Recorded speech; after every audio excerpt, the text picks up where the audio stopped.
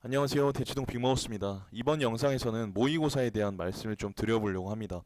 원래 이 영상 내용은 제가 유료로 상담을 진행해도 되는 부분인데 우리 구독자 여러분들이나 뭐 제자 여러분이나 수강생 여러분이 좀 많이 궁금해하는 부분이기도 하고 사실은 뭐 독재학원이나 재종반이나 이런 데서는 뭐 매주 한 번 아니면 매달 한 번 이렇게 사설 모의고사를 치게 하는 경우가 많고 또 학원에서 별도의 비용을 받고 이제 의무적으로 모의고사를 쳐야 하는 경우가 있는데 사실 뭐 돈도 돈이지만 이게 사실 우리가 부족한 점이 있기 때문에 한 해 더 하는 거지 않습니까? 그리고 그 부족한 점이라는 건 쉽게 보완되지가 않는데 일반적으로는 시간이 많이 걸리고 노력도 많이 들고 이런 경험치가 좀 쌓인 상태에서 뭔가를 점검을 해야 하는데 지금 일주일에 한 번 혹은 뭐 한 달에 한 번 이렇게 진행을 하게 되면 그 단점이 보완되지 않은 상태에서 시험을 치게 될 수 있습니다. 그럼 이제 우리 아이들 같은 경우는 내가 약점이 보완되지 않았는데 자꾸 시험을 치게 하니까 괴로운 거죠. 그리고 이제 점수가 계속적으로 안 나오고 맨날 똑같고 오히려 이제 떨어지고 이러면 아이들이 이제 모의고사를 기계적으로 치기 시작합니다. 기계적으로. 그러니까 의무감에 치는 거죠. 그리고 점수가 안 나오니까 기가 죽고 또 대형학원 같은 경우는 전국 석차가 나오거든요. 전국 석차. 이게 이제 낮게 나오면 또 기가 죽는 거예요. 결과적으로 시험이라는 건 기세가 중요하거든요. 시험 공부라는 건 기세가 중요해요. 이게 내가 할 수 있다라는 자신감, 그리고 내가 부족한 걸 해결해 나가고 극복해 나가고 있다는 어떤 향상심이랄까요? 그런 게 진짜 중요한 건데 모의고사를 보면 내가 뭔가 잘하고 있다라는 느낌보다는 부족하다라는 느낌을 훨씬 더 많이 받을 가능성이 크기 때문에 음, 제가 이제 알려드리는 이걸 모르시고서는 우리 자녀들이 좀 알게 모르게 피해를 많이 볼 수 있습니다. 사실 뭐 수업 같은 거야 마음에 안 들면 빼면 그뿐인데 모의고사 같은 경우는 또 이게 굉장히 중요하다라는 인식이 박혀 있으니까 사실은 뭐 정말 도움이 안 된다고 생각이 되더라도 좀처럼 빼지 못하고 그런 부정적인 영향은 계속 1년 내내 계속 받는 경우가 많습니다. 그래서 제가 미리 해독제를 여러분들한테 좀 드릴 테니까 지혜롭게 잘 극복하시면 좋을 것 같고요. 일단 제가 결론부터 말씀드리면 모의고사 점수는 별로 중요하지 않아요. 그 모의고사 점수 자체는. 모의고사는 뭐가 더 중요하냐면 해석이 더 중요합니다. 왜 그러냐면 우리가 결국 수능만 잘 보면 되거든요, 사실. 막말로. 수능을 잘 보면 돼. 모의고사를 아무리 뭐 5, 6, 7, 8등급 받아도 수능을 우리가 1등급, 2등급 받으면 그 된 거잖아요. 그쵸?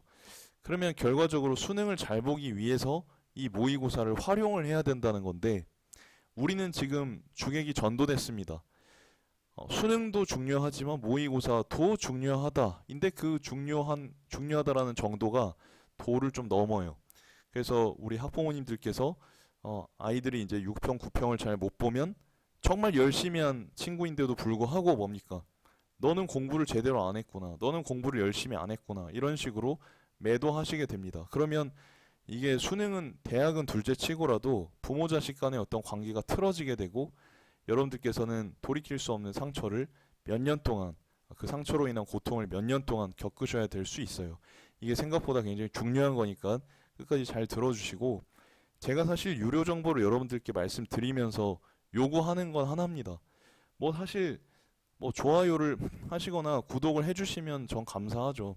우리 구독자 여러분들께 항상 감사하고 그런데 뭐 그냥 어떻게 하다 들어왔어도 일단 들어오셨으면 한번 끝까지 봐주시면 좋은데 좀 듣다가 나가시거나 아니면은 제목만 딱 보시고 뭐 그냥 그렇게 지나가시거나 그러면 저는 조금 안타까운 것 같아요. 예.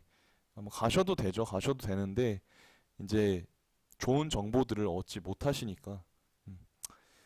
자, 본격적으로 시작을 해보면요. 제가 일단 말씀드리고 싶은 건 이거예요. 모의고사 점수는 종속 사건이 아니라 개별 사건이다라는 말씀을 드리고 싶어요. 무슨 얘기냐면 종속이라는 건 이제 연관관계가 있다는 거거든요. 그러니까 뭐 6평을 잘 봤어요. 그럼 6평도 잘 보고 9평도 잘 보고 9평 잘 봤으면 수능도 잘 봐.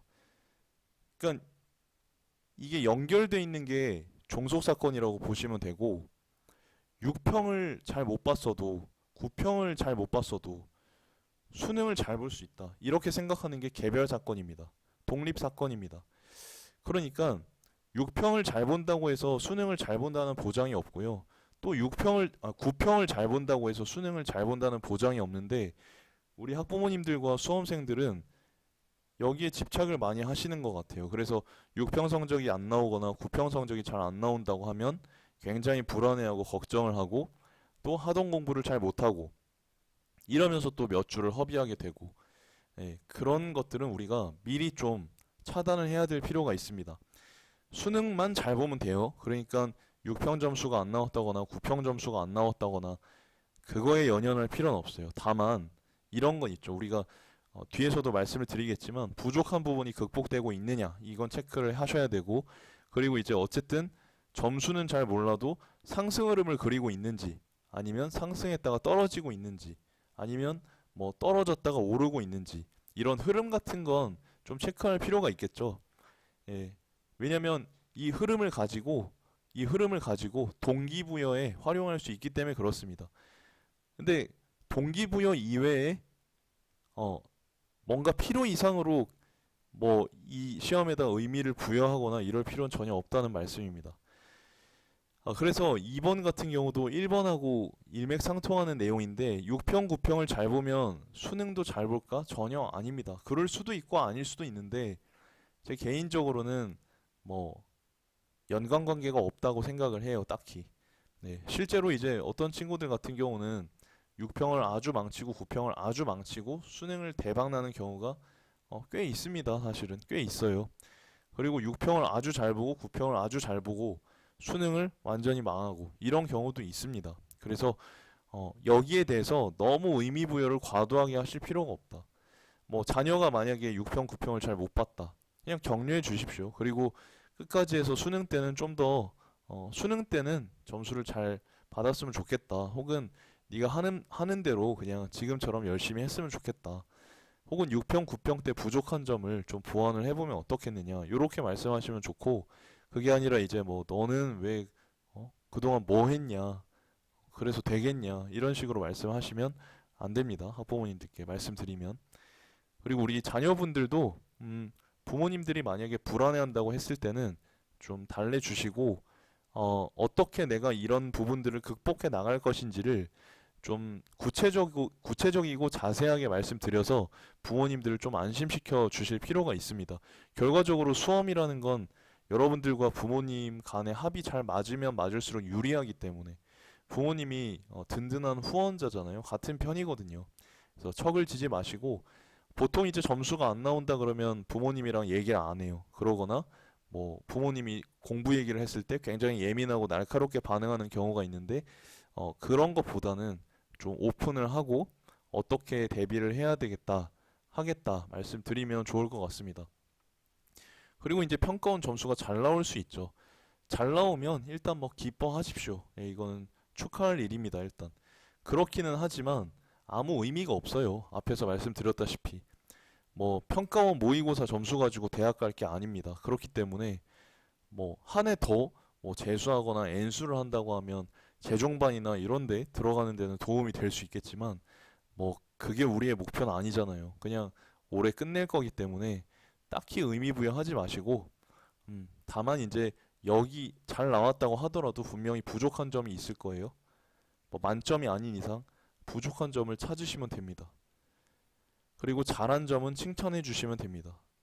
스스로 이제 잘한 점을 칭찬해 주시면 되고 뭐 문제를 극복한 점이 있다고 한다면 이 부분에 대해서도 긍정적인 평가를 해주시면 됩니다. 자, 이제 반면 평가원 점수가 잘 안 나왔을 때 말씀을 드리겠습니다. 마찬가지예요. 기분은 다소 안 좋겠지만 풀 죽을 필요는 없습니다. 그냥 기죽지 마라. 예, 기죽지 마라. 그리고 걱정하지 마세요. 여러분들께서 뭐 게으르게 공부를 하고 열심히 공부를 안 했을 때는 모르겠지만 내가 열심히 공부를 하고 있고 나름대로 확신을 가지고 공부하고 있다면 밀어붙이셔야 합니다. 근데 이제 그 공부 방법이 잘 안 맞는다고 생각되시면 바꿀 필요도 있겠지만 내가 스스로 생각했을 때 여태까지 공부를 했을 때 잘 해왔던 것 같고 또 이대로 하면 될 것 같고 그런 생각이 든다면 일단은 믿고 한번 끝까지 가시는 걸 추천드립니다.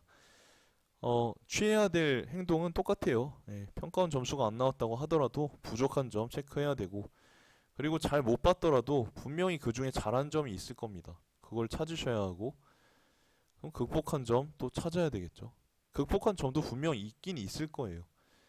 그러니까 이제 잘 봤을 때는 이 부족한 점을 찾는 게 좀 더 어려울 것이고, 점수가 잘 안 나왔을 때는 잘한 점과 극복한 점을 찾는 것이 어렵겠죠. 그런 차이가 있습니다. 근데 해야 할 일은 동일하고요.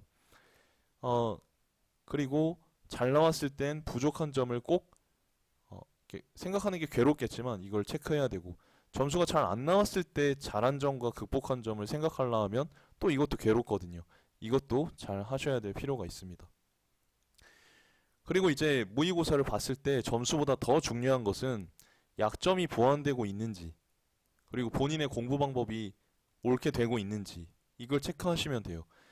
단순히 점수가 안 나왔다고 하더라도 약점이 보완되고 있다 생각되고 또 내가 올바르게 가고 있다 생각된다면 걱정하실 필요가 없습니다. 그리고 이제 조금 더 보완해야 할 점이 무엇인지를 찾아내시면 오케이죠. 그리고 이제 이 부분에 대해서는 꼭 말씀을 드려야 할 것 같은데, 일단 사설 모의고사하고 수능 점수는 개별 사건입니다. 우리가 당연히 평가원 모의고사도 수능 점수와 개별 사건이라고 했는데, 당연히 사설 모의고사는 수능과 개별 사건이겠죠. 완전히 별개의 사건입니다. 그러니까 뭐 사설 모의고사에서 1, 2등급을 받아도 평가원 모의고사에 점수가 안 나오는 애들이 있고, 사설 7, 80점 받아도 평가원에서 수능에서 1, 2등급 만점 받는 애들 수두룩합니다. 정말 많아요. 그래서 이제 뭐 제자들 같은 경우에는 사설 모의고사를 안 풀고 그냥 평가원 기출만 보고 만점 받고 한 개 틀리고 두 개 틀리고 이런 친구들도 있습니다. 그러니까 제가 분명히 말씀드리는 건 뭐 어떤 자료라던가 신박한 자료라던가 뭐 모의고사라던가 뭐 적중 외치는 뭐 그런 게 중요한 게 아닙니다. 제가 봤을 때는. 물론 제 수업 때도 이런 것들을 다루기는 하지만 저는 물론 적중도 잘 되고 좋긴 한데 저는 분명히 말씀드려요. 그게 중요한 게 아니다. 그게 본질이 아니다라고. 그래서 여러분들께서도 이런 점들을 좀 기억해 주셨다가 너무 상업적으로 휘둘리지 않으실 수 있도록 마음을 딱 잡으시면 좋을 것 같고, 그리고 이제 사설 모의고사를 목적성 없이 기계적으로 여러 번 푸는 경우가 굉장히 많습니다. 특히 이제 뭐 재종반이나 독재학원이나 뭐 요런 데서 기숙학원이나 일주일에 한 번 많이 풀리면 풀리고, 더 풀리면 뭐 일주일에 두세 번도 이제 풀게 하는 경우가 있는데, 결과적으로 모의고사라는 건 내가 부족한 점을 메웠는지를 체크하고 부족한 점 극복했는지를 체크하고 또 그 중에서 부족한 점이 무엇인지 체크하고 실전 경험을 기르기 위해서 요 세 가지 정도가 있는데, 사실 이제 너무 자주 치게 되면 이 첫 번째, 두 번째 목적은 달성을 당연히 못하는 거고, 그리고 사실 실전처럼 친다는 것도 뭔가 긴장된 상태에서 쳐야 되는데 맨날 치고 그 점수 자체가 별로 의미도 없고 이게 부족한 점을 찾는 데에도 그다지 도움이 안 된다고 생각되기 때문에 어느 순간 실전 경험도 안 되는 경우가 있어요. 그럼 여러분 모의고사를 왜 쳐야 되냐고요. 제가 궁금한 건. 그러니까 뭐 기계적으로 하라니까 해요 애들이. 근데 왜 하냐고. 뭔가를 할 때는 시간 투입을 할 때는 목적성이 있어야 할 거 아닙니까? 있으니까 할 거 아니에요. 근데 그냥 남들이 하니까 뭐 학원에서 시키니까, 그것보다는 모의고사는 반드시 여러분들께서 알아두셔야 하는 게 내가 부족한 점을 체크하고 부족한 점이 극복되는지를 찾고 그다음에 실전 경험을 하기 위해서인데, 그게 사실은 너무 자주 치면 달성하기가 오히려 안 된다는 그런 역설적인 측면이 있으니까 주의를 하시면 좋고, 제일 좋은 건 한 달에 한 번 정도? 네, 한 달에 한 번 정도? 그러니까 뭐 그냥 문제 풀이량을 많이 가져가기 위해서 이걸 보는 거는 괜찮은데, 뭔가 이제 수능과 연관을 짓거나 실전 모의고사를, 그러니까 뭐 수능 점수를 좀 예상해 보기 위해서 치는 용도라고 한다면 전혀 의미가 없다고 말씀드리고 싶습니다. 스타일도 다르고, 뭐 안 좋게 얘기하면 사설 모의고사라는 건 짝퉁이잖아요. 그러니까 잘 만든 사설 모의고사는 S급 짝퉁이에요. 예. 그러니까 너무 의미 부여를 하지 않으셔도 된다. 사설 모의고사는 단지 경험치를 쌓는 용도고, 의미가 있다면 문제 어떤 그러니까 문제 스타일, 낯선 스타일에 좀 익숙해지는, 당황스러움에 익숙해지는 그런 용도이지, 이게 뭔가 나의 근본적인 실력을 체크하고 뭔가 그런 용도라고 하기에는 조금 거리가 있다고 생각을 합니다.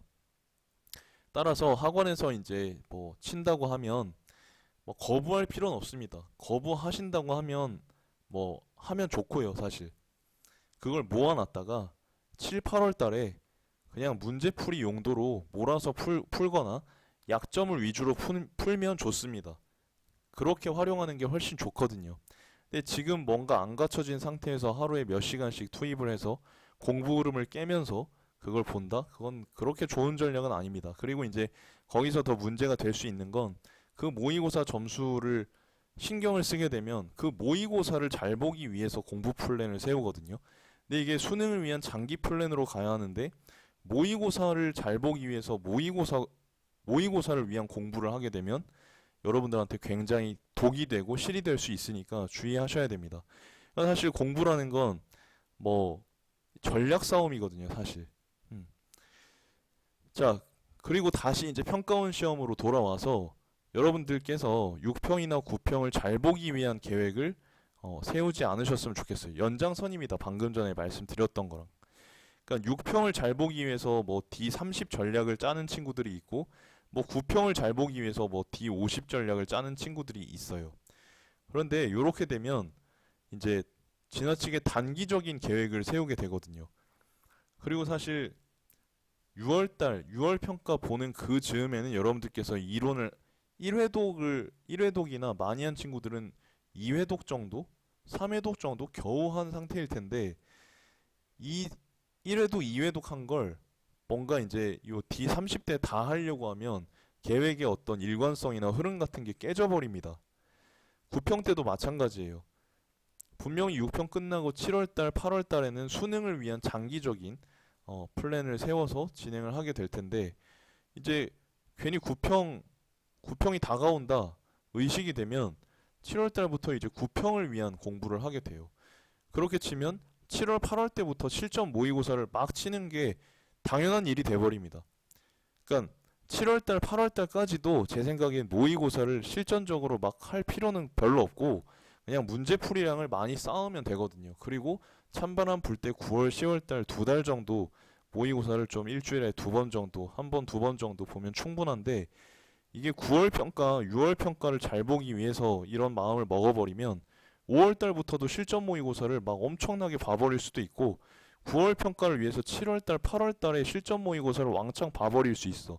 그럼에 따라서 여러분들께서 7월 달, 8월 달에 가져가야 될 다른 문제풀이 어떤 공부량을 쌓지 못할 수 있기 때문에 그런 점들은 주의를 하셔야겠습니다. 그리고 이제 밑에서 말씀을 드리면 그러면 등급대별로 6평 국어를 좀 접근하는 방법에 대해서 제가 말씀드리겠습니다. 그때 가서 또다시 말씀드리겠지만 일단 1등급 같은 경우는 만점을 목표로 해보시고 그리고 5분 정도 빨리 풀 수 있는지 시간을 단축할 수 있는지를 좀 테스트 해보시면 좋을 것 같아요. 2등급 같은 경우는 그동안 틀렸던 거, 실수하던 것을 맞추는 것에 집중해 보세요. 그러니까 이 과정에서 내가 잘했던 게 틀리기도 하는데 그 신경 쓸 필요 없습니다. 그동안 내가 틀렸던 것, 실수했던 것을 맞췄으면 그걸로 의미가 있는 거고 칭찬을 해줄 만한 거거든요. 그러니까 점수 자체에 연연하지 말랐던 게 이런 얘기입니다. 점수만 딱 보면 만약에 내가 틀렸던 거 실수한 걸 맞췄어도 잘했던 게 틀리면 스스로 평가할 때 별로라고 평가할 수 있거든요. 근데 그게 아니라 내가 모의고사라는 건 제가 말씀드렸죠. 부족한 점을 찾고 그걸 극복했는지를 체크하는 연습이라고. 그런 관점에서 봤을 때는 전체적인 점수가 낮아지거나 비등비등 하더라도 내가 그동안 못했던 걸 보완했으면 그거에 대해서는 긍정적인 평가를 해야 되는 게 맞다고 생각을 합니다. 그래서 요거 명심을 해주시면 좋고 거의 다 왔습니다. 3등급 이하 같은 경우는 당연히 뭐 2번은 공통인 거고 추가적으로 보시면 문제를 다 못 풀어도 돼요. 아마 시간이 부족할 겁니다. 그런데 푼 문제의 정답률은 엔간히 좀 나올 수 있도록 집중해서 좀 풀어보는 그런 게 필요하고요. 그리고 아마 보통은 화작 언매를 다 풀고 문학을 푸는 과정에서 시간이 이제 촉박해질 경우가 많을 텐데 보통은 이제 독서 영역에서 쉬운 지문이랑 뭐 쉬운 문제는 다 맞추고 두 지문 정도는 날린다고 생각하면 되거든요. 근데 그렇게 하지 마시고 독서 영역에서 쉬운 지문 후다닥 읽고 맞출 수 있는 거 쉬운 거 그 찍고요. 그러니까 풀고요. 그다음에 뒤에 어려워 보이는 지문 있잖아요. 그것도 1번 뭐 첫 번째 문제인 뭐 글의 전개 방식이라던가 뭐 아니면 단순 적절성 뭐 일치성 문제 같은 거는 혹은 어휘 문제 같은 건 뭐 그냥 맞출 수 있잖아요. 보면 그런 것만 맞춰도 어쨌든 등급이 올라가게 돼 있어요. 그러니까 제가 말씀드리고자 하는 건 뭐 점수 그런 거보다도 시간이 촉박할 때 내가 그래도 챙길 수 있는 점수를 좀 챙길 수 있는 연습을 해보자는 거야. 급박한 상황에서 내가 포기하지 않고 그 챙길 수 있는 점수를 좀 챙겨보자 이거지. 그걸 6평 때 연습 한번 하고 9평 때 연습 한번 하고 수능 때 연습하면 굉장히 좀 익숙한 느낌으로 수능 때 그걸 또 할 수 있거든요. 만약에 시간이 부족한다고 했을 때는. 그래서 시간이 없다고 문제들을 아예 다 날리지 마시고 어려운 지문에 쉬운 문제, 어휘 문제라도 적어도 그런 건 좀 풀려고 해보고 그리고 찍는다면 몇 번으로 찍을지도 정해가지고 그것도 한번 찍는 연습도 해보고 그게 필요합니다. 그리고 이제 킬러 문제를 좀 걸러내는 연습도 해야 돼요. 그러니까 다 풀려고 하지 말고 다 풀려고 하다 결국 시간이 쫓겨서 다 못 풀기 때문에 그러지 말고 내가 풀 수 없는 문제라고 판단이 된다면 그걸 좀 걸러내는 연습도 하시면 좋을 것 같습니다. 구평 접근법을 말씀드리면 오늘 진짜 엄청나게 압축적으로 말씀을 드리죠. 제가 그동안 여러분들 찾아뵙지 못해서 좀 마음을 담는다고 생각해 주시면 좋을 것 같습니다. 구평 접근법은 기본적으로 6평 때랑 같아요. 다만 이제 구평이 끝나면 작년에 이제 여러분들 N수생일 경우엔 작년 시험지가 있겠죠. 6평, 9평 수능. 그거 하고 올해 6평, 9평 시험지를 펼치셔서 내가 달라진 점과 다르게 느껴진 점. 이게 중요한데 뭐 달라진 점은 당연히 뭐 나아진 점일 테고 다르게 느껴진 점 같은 경우는 이게 평가원에서 6평 스타일과 9평 스타일, 6평 난이도와 9평 난이도를 달리하면서 수험생들 간을 보거든요. 그래서 이게 뭔가 이성적으로 잘 와닿진 않아도 감각이라는 게 있어요. 6평이랑 스타일이 비슷하다. 그쵸? 경험해봤죠? 6평이랑 스타일이 비슷하다 혹은 스타일이 완전 다르다. 뭐 작년 같은 경우 그런 이질감이 많이 느껴졌을 텐데 그걸 빨리 캐치해가지고 그 이질감을 해소하는 그런 공부 전략을 짜야 한다고 생각을 합니다. 근데 보통 이건 2번은 학생들이 하기가 어렵고 전문가들이 이제 보통 도와줘야 하는 부분인데요. 이를 좀 쉽게 할 수 있는 방법이 있습니다. 그게 뭐냐면 일단 세부 영역별로 틀린 문항을 통계내 보세요. 뭐 화작, 언매, 뭐 문학 중에서 현대시, 현대소설, 고전시가 뭐 고전소설, 뭐 독서에서 뭐 사회 아니면 과학기술, 뭐 인문철학 이렇게 통계를 낸 다음에 그 세부 영역별로 세부 평균 점수를 구해 보세요. 틀린 개수나. 그럼 적어도 어쨌든 우선순위가 정해질 거잖아요. 네, 제일 못 보거나 제일 이제 많이 틀린 영역이 제 1순위가 되는 겁니다. 그러니까 이제 9월달 넘어가서부터는 전체적인 학습을 하려고 하시면 안 되고 본인이 이제 약한 부분 위주로 이제 가면서 전체적인 부분은 짜투리 시간 같은 걸 이용해서 조금씩 해나가는 거예요. 그러니까 이제 내가 가장 약한 부분을 9월달 9평을 치고 나선 그걸 빨리 찾아서 보완을 해야 하는 거죠. 이해되시죠? 그래서 9월달과 10월달 2달 동안 내가 가장 낮은 영역과 그 다음 낮은 영역 정도만 보완을 해도 등급이 몇 단계는 올라간다라고 보시면 됩니다. 그래서 이번 시간에는 제가 많은 정보를 좀 담기 위해서 노력을 했는데 필요시에 여러분 배속으로 하셔서라도 좀 여러 번 듣고 공부에 적용해 보시면 굉장히 도움이 되실 것 같고 저는 또 차후에 더 좋은 컨텐츠와 좋은 내용으로 여러분들 찾아뵙도록 하겠습니다. 감사합니다.